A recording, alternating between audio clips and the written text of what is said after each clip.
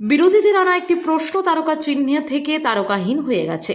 এই নিয়ে মঙ্গলবার বিধানসভার প্রশ্নোত্তর পর্বের শেষ দিকে এমন একটি অভিযোগ উত্থাপন করেন সিপিআইএমের পরিষদীয় নেতা বিধায়ক জিতেন্দ্র চৌধুরী। তিনি জানান, সোমবার বিধানসভার অধিবেশনের দ্বিতীয় দিনের প্রশ্নোত্তর পর্বে এই প্রশ্নটি এনেছিলেন তিনি নিজে। বিরোধী দলনেতা অনিমেষ দেববর্মা ও কংগ্রেস বিধায়ক গোপাল চন্দ্র রায় একই প্রশ্ন এনেছিলেন। প্রশ্নটির নম্বর ছিল 23। প্রশ্নটি তারকা চিহ্ন খচিত ছিল, কিন্তু মঙ্গলবার সংশ্লিষ্ট প্রশ্নটি তারকাহীন হয়ে যায়। বিষয়টি নিয়ে উষ্মা প্রকাশ করেন বিধায়ক জিতেন্দ্র চৌধুরী।